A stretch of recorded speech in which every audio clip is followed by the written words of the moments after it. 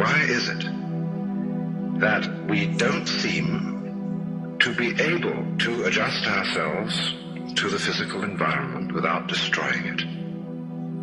Why is it that in a way this culture represents in a unique fashion the law of diminishing returns, that our success is a failure, that we are building up, in other words, an enormous technological civilization which seems to promise the fulfillment of every wish almost at the touch of a button. And yet, as in so many fairy tales, when the wishes finally materialize, they're like fairy gold. They're not really material at all.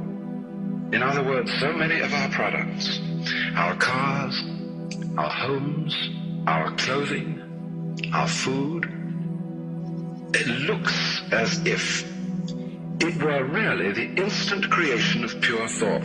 That is to say, it is thoroughly insubstantial, lacking in what the connoisseur of wine calls body. And in so many other ways, the riches that we produce are ephemeral. And as a result of that, we're frustrated. We're terribly frustrated. We feel that the only thing is to go on getting more and more.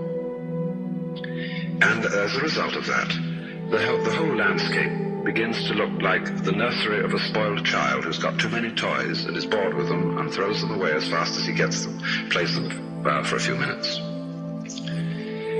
Also, we're dedicated to a tremendous war on the basic material dimensions of time and space.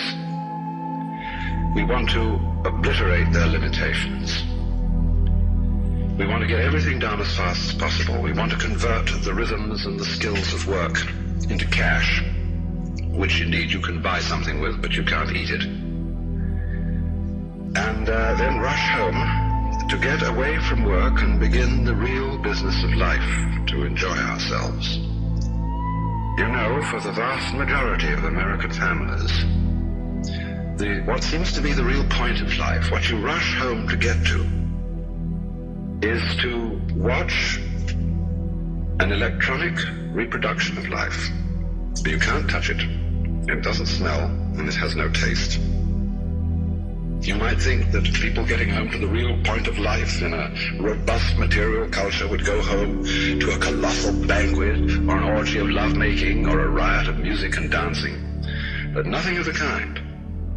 It turns out to be this purely passive contemplation of a twittering screen.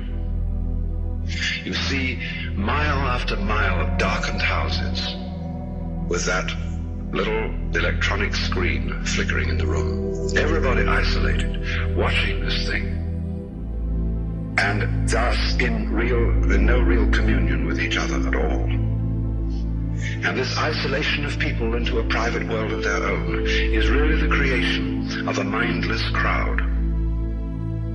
And so we don't get with each other, except for public expressions of getting rid of our hostility, like football or prize fighting. And even in the spectacles one sees on this television, it's perfectly proper to exhibit people slugging and slaying each other, but oh dear no, not people loving each other, except in a rather restrained way.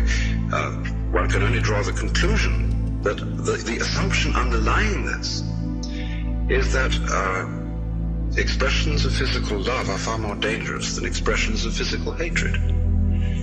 And it seems to me that a culture that has that sort of assumption is basically crazy and devoted, unintentionally indeed, but nevertheless in fact devoted, not to survival, but to the actual destruction of life.